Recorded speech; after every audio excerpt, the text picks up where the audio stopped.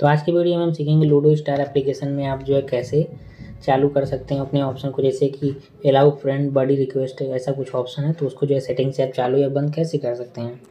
तो देखिएगा, उसके लिए क्या करना पड़ेगा आपको, यहाँ पर हम ओपन कर लेते हैं अपने लूडो स्टार एप्लीकेशन को। 1 मिनट में स्टार्टिंग से आपको बताता हूँ। तो जैसे ही ऐप ओपन हो जाएगा, फिर उसके बाद आपको देखिए क्या करना है क्या नहीं। तो सबसे पहले हम यहाँ से सेटिंग पे क्लिक कर देंगे।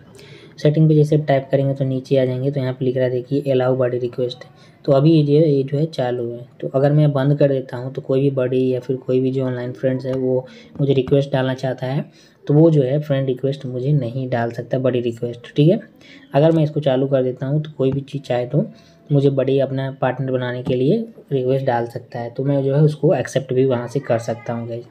सो इस तरह से लूडो स्टार में आप बड़ी रिक्वेस्ट एक्सेप्ट कर सकते हैं, डिक्लाइन कर सकते हैं, चाहें तो बंद या चालू कर सकते हैं अपनी अकॉर्डिंग। बाकी वीडियो अच्छी लगी तो लाइक शेयर सब्सक्राइब जरूर करें। Thank you so much.